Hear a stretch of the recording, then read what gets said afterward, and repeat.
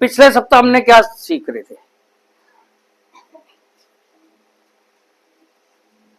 पिछले सप्ताह हमने क्या देखा कि पौलुस को परमेश्वर ने अपने कार्य के लिए चुना और पौलुस को परमेश्वर ने बार बार बचाया। जब उसको मारने की षड्यंत्र किया गया तब बचाया। माल्टा द्वीप पे जब उनका जहाज टूट गया तूफान में, जब वो कैद में था, तो माल्टा द्वीप पहुंचे, वहां पे लक्कड़ का आग जलाई, वहां के लोगों ने उनके लिए आग जलाई, ठंड बारिश हुई तो लक्कड़ का गट्ठा उठा के आग में रखा पौलुस ने, और उसमें से एक आग की तपस पाके एक सांप आकर के क्या पौलुस के हाथ पे लिपट गया। और वो मामूली सांप नहीं था, वो इतना जहरीला था कि अगर वो टच भी हो जाए तब भी इंसान बच नहीं सकता। और पौलुस ने क्या करा, उसको झटक दिया और वो आग में जा पड़ा। पौलुस को परमेश्वर ने वहां बचा लिया। और वहां के लोग उसको सोचते थे कि कोई देवता है, ये है, तो उससे पहले उसके खिलाफ सोच रहे थे कि ये इसने ऐसा कोई पाप किया है, खूनी है, जिसकी वजह से हम जहाज से बचे, तो ये यहाँ करके भी इसको मतलब कि मौत ने बचने नहीं दिया। लेकिन उनकी सोच बदल गई। हालेलुया। जब परमेश्वर किसी को चुनता है तो उसके जीवन में कोई कार्य होता है। वो किसी काम के लिए जो भी सेवा, जो कोई भी बोझ परमेश्वर देता है, उसको बोझ नहीं समझना चाहिए। उसको पूरे मन से, इच्छा से उस काम में लगना चाहिए। हालेलुया। कभी भी परमेश्वर के कार्य से नहीं हटना चाहिए। परमेश्वर जो भी हमें काम देता है उसे हमें पूरा करना चाहिए। हालेलुया। और हम कैसे उस काम को पूरा करते हैं, ये आज हम और देखेंगे जरा। क्योंकि हम कहते हैं हम तो क्या, अरे पादरी सब कुछ थोड़ी देर कर रहेगा है? जो पादरी को काम दिया है वो काम वो करेगा। जो एक विश्वासी को काम दिया है परमेश्वर ने, वो उसने वो काम करना है। आइए, क्योंकि हमने पिछले सप्ताह ये भी देखा कि परमेश्वर किसी एक जाति का नहीं है, सबका है, सारे प्राणियों का परमेश्वर है, किसी एक का नहीं है परमेश्वर। हालेलुया। परमेश्वर सबका है और हमें सबके लिए क्या करनी चाहिए? प्रार्थना करनी चाहिए। हालेलुया। आइए, पहला राजा 18:1 जल्दी से पढ़ेंगे। बहुत दिनों के बाद तीसरे वर्ष में यहोवा का यह वचन एलिया के पास पहुंचा, जाकर अपने आप को आपको दिखा। जाकर अपने आप को आपको दिखा, क्योंकि अकाल पड़ चुका था और उस वक्त सब इजरायली बिगड़ गए थे और वो मूर्ति पूजा में चले गए थे, बाल देवता। और आगे पढ़ो जरा। और मैं भूमि पर मैं बरसा दूंगा। और मैं भूमि पर मैं बरसा दूंगा। हाँ। एलिया अपने आप को आपको दिखाने गया। हाँ। उस समय सोमरोन में अकाल भारी था। आपने उपदा को जो उसके घराने का दीवान था, ये जो आहाब ने ओपद्या था, ये परमेश्वर का भय मानने वाला था। इसने 100 नबियों को गुफाओं में छुपा रखा था, क्योंकि इसकी आहाब की पत्री इजबेल जो परमेश्वर के खादिमों को, परमेश्वर के दासों को घात करने में लगी हुई थी। इस व्यक्ति ने उस वक्त 100 नबियों को, जो सब नबियों को खत्म करना चाह रही थी, गुफाओं में छुपा के रखा, उनको जल पानी देता रहा, उनको जीवित रखा। हालेलुया। और अब आहाब ने ओबद्याह को बोला कि भाई थोड़ी तराई वाली जगह पे जाओ, कहीं हो सके घास मिल जाए, हमारे घोड़े खच्चर जीवित रह सके। और उन्होंने अलग अलग दिशा बांट ली और एक दिशा की और वो चला रेख के दो। और रास्ते में अब एलिया किसको मिलता है? ओबद्याह को। ओबद्याह को बोलता है कि जा अपने स्वामी को बता कि एलिया यहां है, मैं आज उसको दिखाऊंगा अपने आप को। वो कहा नहीं नहीं नहीं, पता नहीं कब परमेश्वर तेरे को उड़ा ले जाएगा कहीं और, तू मुझे मरवाना चाहता राजा से। सारी जातियों में, हर प्राणियों में, सब जगह ढूंढवा लिया राजा ने, कहीं नहीं तू मिला, पर अब तू मुझे मरवाना चाहता है। मैंने 100 नबी बचा के रखे, मैं बचपन से लेकर आज तक, वो कह रहे मैं परमेश्वर का भय मानने वाला हूं। लेकिन जब एलिया ने शपथ खाई, मैं परमेश्वर शपथ खाता हूं, मैं कहीं नहीं जाऊंगा, आज मैं आपको अपने आप को दिखाऊंगा, प्रकट करूंगा। हालेलुया। और उसके बाद जब आपको वो ले आता है, ओपध्याय एलिया के पास, वो एलिया को क्या बोलता है, देखो 17 पढ़ेंगे। एलिया को देखते ही आहाब ने कहा, हे इस्राएल के सताने वाले, क्या तू ही है? उसने कहा, मैंने इस्राएल को कष्ट नहीं दिया, परंतु तू ही ने और तेरे पिता के घराने ने दिया है, क्योंकि तुम यहोवा की आज्ञाओं को टालकर बाल देवताओं की उपासना करने लगे। तुम परमेश्वर की आज्ञा को टालकर बाल देवताओं की उपासना करने लगे। हाँ, अब दूध भेजकर सारे इस्राएल को और बाल के 450 नबियों, बाल के कितने 450 नबी, और असेरा के 400 नबी नबियों को जो इजबेल की मेज पे खाना खाते हैं, मेरे पास ले आओ और इसराइलियों को भी इकट्ठा कर लो। हालेलुया। और यहां पे जब वो इकट्ठा कर लेते हैं, जब बुला लेते हैं, तो वहां पे एलिया कहता है मेरे पास आओ, यानी कि दोचे मत रहो, या तो बाल के हो जाओ या फिर यहोवा के हो जाओ। आज मतलब कि 2 बछड़े लाओ और तुम छाट लो, ये 2 बछड़े चाहिए, और इसको काट के लकड़ी पे रखो और आग मत जलाना। एलिया ने बोला आग नहीं जलानी है, अगर तुम्हारा देवता आग बरसा के इसको जला देगा तो उसके पीछे हो लेना, बाल के पीछे हो लेना, एसरा के पीछे हो लेना है। यहोवा परमेश्वर आग उतारता और जलाता है जब मैं प्रार्थना करूं। एलिया कहता जब मैं प्रार्थना करूं तो आप यहोवा के पीछे हो लेना। हालेलुया। यहां पे इन्होंने सुबह से दोपहर तक खूब उछलते रहे, खूब चिल्लाते रहे। एलिया बोला रे भैया जरा और जोर से चिल्लाओ, उनका मजाक उड़ाया, कहीं तुम्हारा देवता सोता होगा है। अगर आप पढ़ोगे आगे, ठीक है, उस वक्त ही चिल्लाते रहे और अपने आप को उन्होंने लहू लुहान कर लिया। खूब छुरे जो भी मारे होंगे उन्होंने अपने शरीर पे, अपने आप को भी लहू लुहान कर लिया। और दोपहर हो गई, फिर एलिया बोलता यहां आओ मेरे पास, बहुत हो गया। अब देखते एलिया के विषय में हम जब पढ़ेंगे जरा क्विक जल्दी तब एलिया ने सब लोगों से कहा, मेरे निकट आओ, और सब लोग उसके निकट आए। तब उसने यहोवा की वेदी की जो गिराई गई थी मरम्मत की। फिर एलिया ने याकूब के पुत्रों की गिनती के अनुसार, जिसके पास यहोवा का यह वचन आया था, तेरा नाम इसराइल होगा, 12 पत्थर छांटे। 12 पत्थर यानी कि 12 गोत्र 12 गोत्र थे।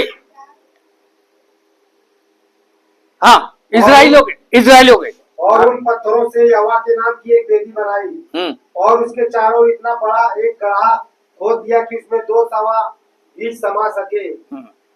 तब उसने वेदी पर लकड़ी को सजाया और बछड़े को टुकड़े टुकड़े काटकर लकड़ी पर रख दिया, और कहा 4 घड़े पानी भर के होम बलि पशुओं लकड़ी पर उड़ेल दो। तब उसने कहा दूसरी बार वैसा ही करो। तब लोगों ने दूसरी बार वैसा ही किया।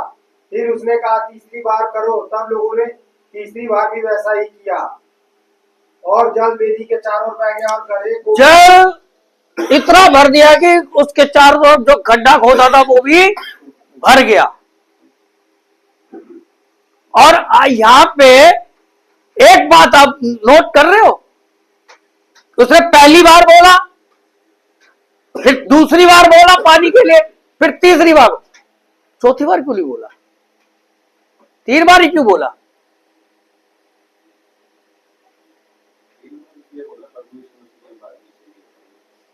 3 बार ही क्यों बोला? कोई दे सकता है इसका जवाब? भाई एलिया ने 3 बारी क्यों पानी डलवाया?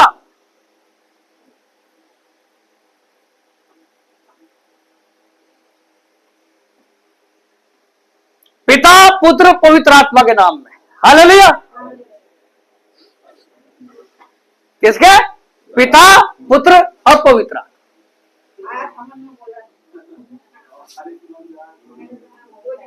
हालेलुया। हाँ पढ़ो जरा, कंटिन्यू। फिर भेंट चढ़ाने के समय एलिया नबी समीप जाकर कहने लगा, हे अब्राहम, इसहाक और इस्राएल के परमेश्वर यहोवा, आज यह प्रकट कर कि इस्राएल में तू ही परमेश्वर है और मैं तेरा दास हूँ, और मैंने ये सब काम तुझसे वचन पाकर किए हैं। हे यहोवा, मेरी सुन कि लोग जान ले कि हे यहोवा, तू ही परमेश्वर है और तू ही उनका मन लौटा लेता है। तब यहोवा की आग आकाश से प्रकट आकाश से प्रकट हुई और होम बलि को लकड़ी और पत्थरों को और धूल समेत भस्म कर दिया, और गड्ढे में का जल भी सुखा दिया, हालेलुया। वही आग। आइए प्रेरितों के काम, जल्दी क्विक। प्रेरितों के काम 1 से पढ़ेंगे, जल्दी जल्दी। प्रेरितों के काम 1 से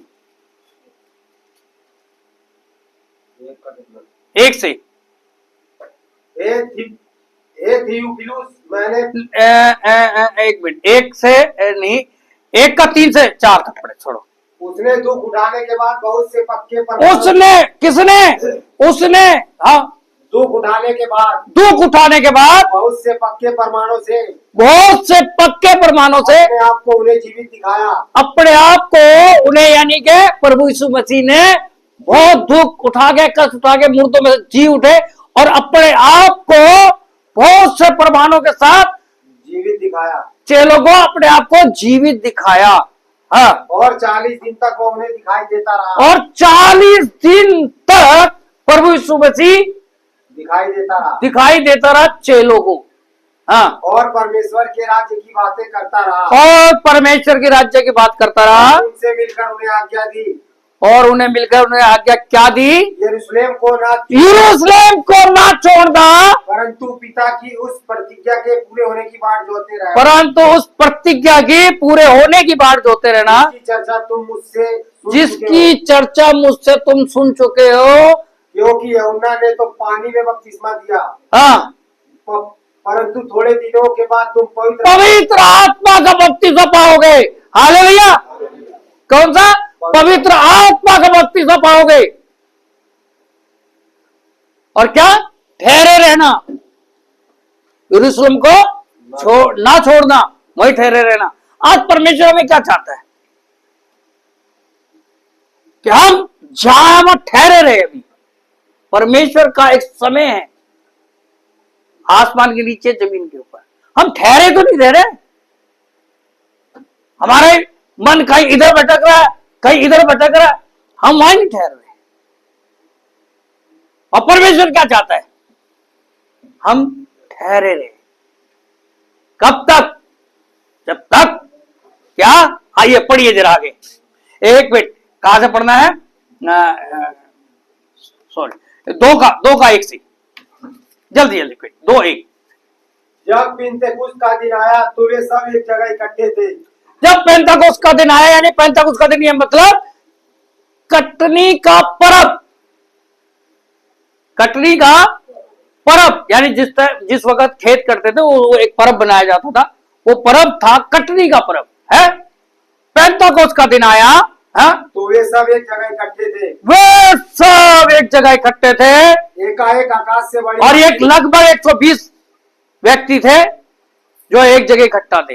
हाँ, एकाएक आकाश से बड़ी आंधी की सी, एकाएक आकाश से बड़ी आंधी सी, सनसनाहट का शब्द हुआ।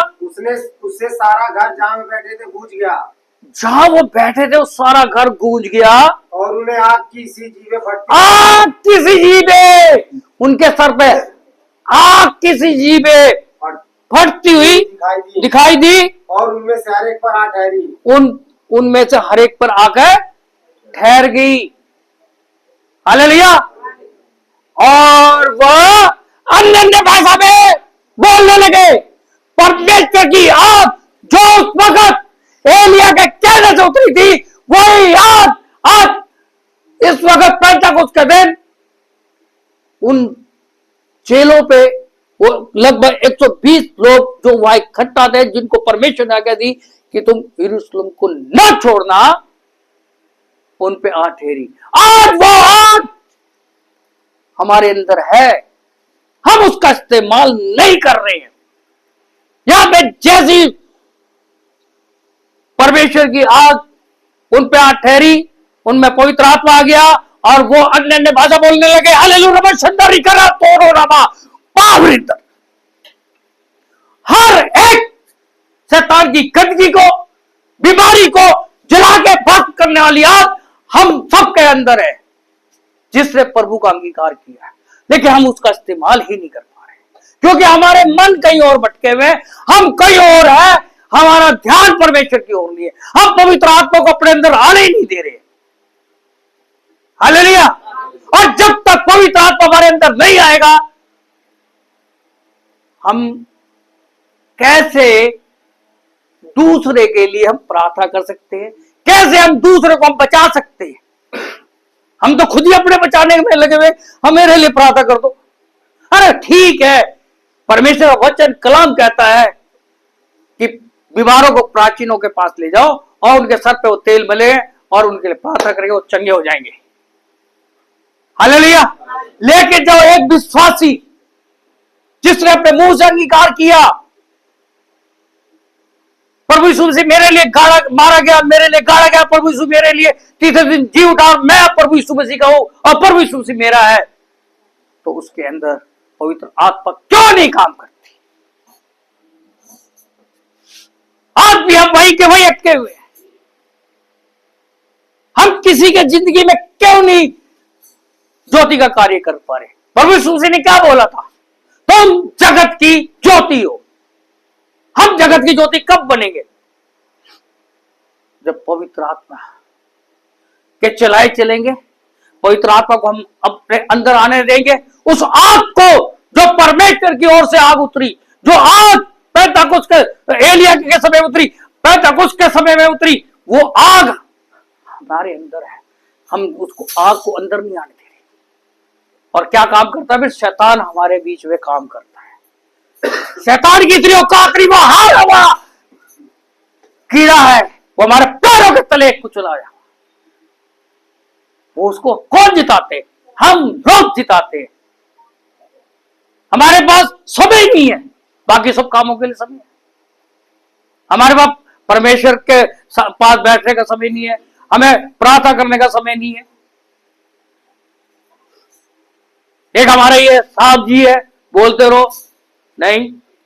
अभी प्रार्थना के समय में भी मेरा बेटा सही है, मेरे लिए सारे बराबर है। अरे प्रार्थना के समय आप परमेश्वर को आदर नहीं दे रहे हो, खड़े नहीं हो रहे हो, क्या परमेश्वर आपके लिए करेगा? अरे परमेश्वर, हम एक कदम बढ़ाते हैं, परमेश्वर 10 कदम बढ़ाता है हमारे लिए। हम कम से कम एक कदम तो बढ़ाए। हालेलुया। जब परमेश्वर का आत्मा है हम में उतर, जहां पे जैसे ही परमेश्वर का आत्मा उतरा, पतरस जो डरा हुआ था, जिसने इनकार भी करा प्रभु का, है वो पतरस जैसे उस पवित्र आत्मा उसने बहुत भाषण दिया। जब आगे पढ़ोगे तो हालेलुया। जब पवित्र आत्मा हमारे अंदर होगा, हर भय हर डर हमारे अंदर से दूर हो जाएगा। कोई संकोच करने की जरूरत नहीं। जेब खाली हो गई, कोई बात नहीं, परमेश्वर भरेगा। बीमारी आ गई, कोई बात नहीं, परमेश्वर का आत्मा हमारे अंदर है, वो काम करेगा, वो इस बीमारी को जला के वक्त कर देगा। हालेलुया। जब तक हम परमेश्वर के नजदीक नहीं रहेंगे कैसे होगा? सबसे पहले तो क्या है, इस मन को साफ करने की जरूरत है। हालेलुया। अगर इसके अंदर दुनिया जान का जाल पहले ही फंसा हुआ है तो परमेश्वर का आत्मा काम करेगा। हालेलुया। क्योंकि जैसे ही पवित्र आत्मा उतरा और वो अन्य अन्य भाषा बोलने लगे, हालेलुया, अन्य अन्य भाषाओं में बात करने लगे और परमेश्वर का आत्मा धुआंधार काम करने लगा और वहां के लोग चकित होकर कहने लगे, अरे ये तो दोपहर को पी रखी इन्होंने। वो कह रहे ये तो दोपहर को पी के ठंडी हो गई। लेकिन पतरस ने जब भाषण दिया सबकी बोलती बंद कर दी। हालेलुया। तो आज हमें जरूरत है उस आग को अंदर लाने की जो परमेश्वर की ओर से आती। और उसको कैसे लाओगे? जब आप परमेश्वर के नजदीक आओगे, प्रार्थना करोगे। एलिया ने क्या करी? प्रार्थना की। क्या करा? प्रार्थना की। और ये पेंतकोस्त का दिन क्या कर रहे थे? ये भी प्रार्थना कर रहे थे और परमेश्वर का आत्मा उन पे आ ठहरा। हालेलुया। मसीह जीवन प्रार्थना में, जीवन प्रार्थना में। हालेलुया। हम चलते फिरते उड़ते बैठते उसका धन्यवाद करें, प्रार्थना करें। हम इस संसार के लिए, इस देश के राष्ट्रपति के, इस देश के प्रधानमंत्री के लिए क्या परमेश्वर ने वचन क्या हमने पढ़ा था कि राजाओं के लिए भी और हाकिमों के लिए भी, सबके लिए हमें प्रार्थना करें। हालेलुया। और जब हम सबके लिए प्रार्थना करते हैं तो परमेश्वर हमसे प्रसन्न होता है, खुश होता है। हालेलुया। और परमेश्वर को ये भाता है कि हम सब प्राणियों के लिए, क्योंकि परमेश्वर सब प्राणियों का परमेश्वर है, वो पापियों पे भी मेह बरसाता है और धर्मियों पे भी मेह बरसाता है। वो किसी से पक्षपात नहीं करता। हालेलुया। परमेश्वर सबका है और परमेश्वर की नजरें सबसे ज्यादा किस पे है? जो रास्ते से भटका हुआ है। कि अगर किसी के 4 बेटे हैं और उनमें से एक बेटा गलत रास्ते पे चले जाता है तो माता पिता की सारी चिंता किस पे होती है? उस 3 सही है उस पे नहीं। जो हमारा पिता हमसे इतना प्रेम करता है, हालेलुया, और वो हमारे को बचाना चाहता है, मारना नहीं चाहता। प्रभु यीशु मसीह काहे के लिए आए? किस लिए आए? मानव जाति को बचाने के लिए आए, बचाने के लिए आए, मारने के लिए नहीं आए। हालेलुया। उन्होंने तो सलीब पे भी प्राण त्यागने से पहले क्या बोला? हे पिता इन्हें माफ कर, ये नहीं जानते। अगर वो मानव जाति को उस वक्त माफ नहीं करके जाता प्रभु यीशु मसीह, तो आज हमारे को माफी उपलब्ध नहीं होती। प्रभु यीशु मसीह ने प्राण त्यागने से पहले मानव जाति को माफ कर दिया। उनको माफ कर दिया जिन्होंने उसको सताया। हालेलुया। आज हमारे को, आज कल नहीं और अभी अपने अपने मनों में प्रण लो कि परमेश्वर का आत्मा, परमेश्वर बहुत से तो क्या अंगीकार भी नहीं करते हैं। परमेश्वर से चाहिए सब कुछ, परमेश्वर का अंगीकार नहीं करते। और करेंगे तो ऊपरले मन से करे तो ऊपरले मन से मैं ये चाहता भी नहीं किसी को। हालेलुया। इसलिए अपने अपने मनों में सोचो कि हम गलत है, कहाँ हम गिरे हैं, और वहां से उठो, प्रार्थना करो उन दीन दुखियों के लिए जो बुरे हाल में, दुख में है, तकलीफ में है, पूरे संसार के लिए जो ये प्रार्थना करें। क्यों? आने वाला समय कष्ट में समय है, ताकि हम उस कष्ट के समय में सुरक्षित रहे, सही रहे। इसलिए हमें क्या करना है? प्रार्थना। और परमेश्वर की उस आग को, जो आग शैतान की सब गंदगी को जला के भस्म करती है, बीमारी को खत्म करती है, उस आग को हमारे अंदर आने देना चाहिए। हालेलुया। और वो आपको आशीष दे। जय मसीह।